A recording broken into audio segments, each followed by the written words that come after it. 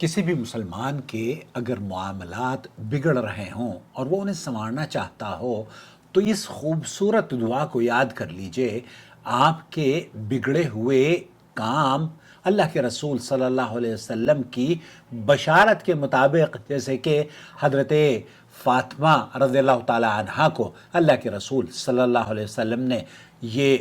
تاکید فرمائی تھی کہ جو بات میں اب بتانے والا ہوں اسے غور سے سن لو، بلکہ اسے اپنی صبح شام میں کوئی چیز ایسی مانع نہ ہو جو تم ان الفاظ کو نہ کہہ سکو۔ اللہ کے رسول صلی اللہ علیہ وسلم نے یہ نہایت ہی خوبصورت حدیث کے الفاظ سیدنا انس ابن مالک رضی اللہ تعالیٰ عنہ سے مروی ہے۔ وہ یہ کہتے ہیں کہ نبی کریم صلی اللہ علیہ وسلم نے حضرت فاطمہ رضی اللہ تعالیٰ عنہ کو فرمایا، جو بات میں اب تمہیں بتانے لگا ہوں اسے سننے سے تمہیں کوئی چیز نہ روکے، یا صبح اور شام پڑھنے سے کوئی چیز تمہیں مانع نہ ہو۔ اللہ کے رسول صلی اللہ علیہ وسلم نے کیا فرمایا؟ یا حی یا قیوم برحمتک استغیث اصلح لی شأنی کلہ ولا تکلنی الی نفسی طرفت عین۔ اے ہمیشہ سے زندہ ذات، اللہ رب العالمین کے لیے آپ اس طرح سے مخاطب ہو رہے ہیں کہ اے ہمیشہ سے زندہ ذات، اے ہر چیز کو قائم رکھنے والی ذات، میں تجھ سے تیری ہی رحمت کا واسطہ دے کر مدد طلب کرتا ہوں، میرے سارے معاملات سنوار دے۔ اب اللہ تعالیٰ سے آپ یہ کہہ رہے ہیں کہ اصلح لی شأنی کلہ ولا تکلنی الی نفسی، اور مجھے آنکھ جھپکنے کے برابر بھی میرے اپنے سپرد مت فرما۔ اس حدیث کو امام نسائی، امام مستدرک الحاکم اور دیگر محدثین نے نقل کیا ہے۔ علامہ منذری رحمۃ اللہ علیہ اس حدیث کی سند پر کہتے ہیں کہ یہ صحیح ہے۔ علامہ البانی رحمۃ اللہ علیہ نے سلسلۃ الصحیحہ میں اسے سند حسن کے ساتھ نقل کیا ہے، اور دعا بہت ہی جامع ہے۔ اس دعا کو، یہی دعا معمولی سے فرق کے ساتھ سیدنا ابو بکرہ رضی اللہ تعالی عنہ سے بھی مروی ہے کہ نبی کریم صلی اللہ علیہ وسلم نے فرمایا، مصیبت زدہ شخص کی دعا، مصیبت زدہ شخص کی دعا یہ ہے، اللہم رحمتک ارجو فلا تکلنی الی نفسی طرفت عین واصلح لی شأنی کلہ لا الہ الا انت۔ یہ بڑی جامع دعا ہے۔ آپ اس کا معنی اور مفہوم اگر سمجھ لیں گے تو یقین جانیے آپ یاد کریں گے اور کبھی اس کو نہ بھولیں گے۔ اس کا معنی ہے، تیری رحمت کی امید رکھتا ہوں، اللہم رحمتک ارجو، یا اللہ میں تیری رحمت کی امید رکھتا ہوں، اصلح لی شأنی کلہ، اس لیے آنکھ جھپکنے سے پہلے مجھے اتنا بھی میرے نفس کے برابر مت چھوڑ کہ آنکھ جھپکنے تک مجھے اپنے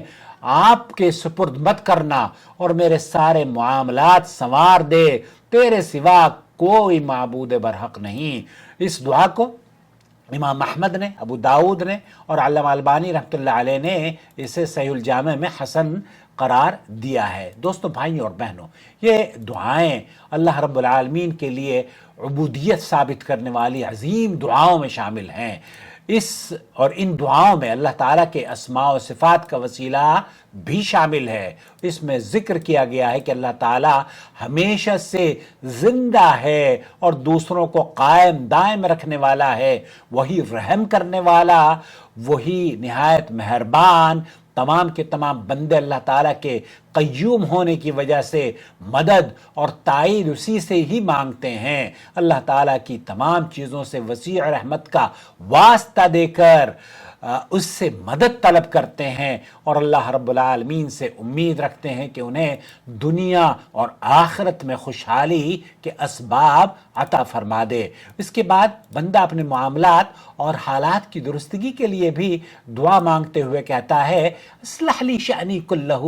یعنی اللہ میرے تمام معاملات جو بگڑے ہوئے معاملات ہیں اے اللہ انہیں سدھار دے، چاہے ان کا تعلق میرے گھر سے ہو، اہل خانہ سے ہو، پڑوسیوں سے ہو، دوست احباب سے ہو، کاروبار سے ہو، پڑھائی، ذاتی شخصیت، قلب اور صحت یا بیماری اور تندرستی ہو یا کسی طرح کی آزمائش ہو، بہتری اور عافیت میرے حصے اور نصیب میں لکھ دے۔ پھر آخر میں بندہ اپنے رب سے یہ بھی کہتا ہے وَلَا تَكِلْنِي إِلَىٰ نَفْسِي طَرْفَةَ عَيْنٍ، کہہ کر یہ اقرار کرتا ہے کہ اے اللہ، کیونکہ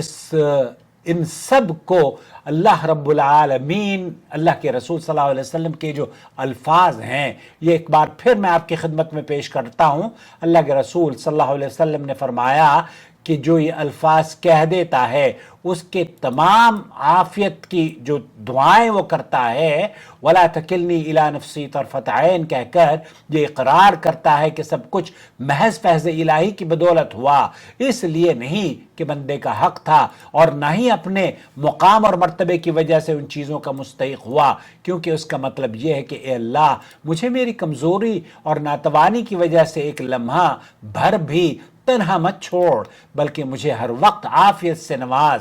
مجھے قوت، قدرت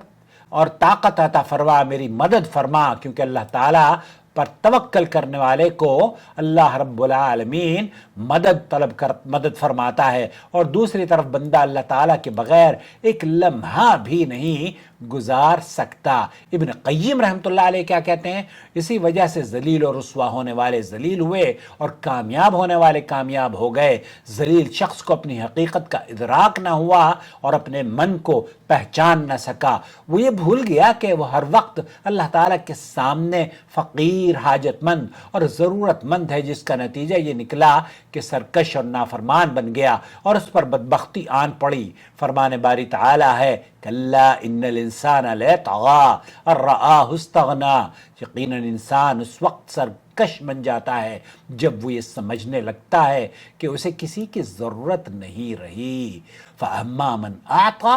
واتقی، جو راہ الہی میں خرچ کرتا ہے اور تقوی اپناتا ہے، نے سب سے اچھی بات کی تصدیق بھی کرتا ہے، تو ہم اسے آسان راستے پر چلنے کی سہولت دیں گے، جبکہ بخیلی اور لاپرواہی برتنے والا شخص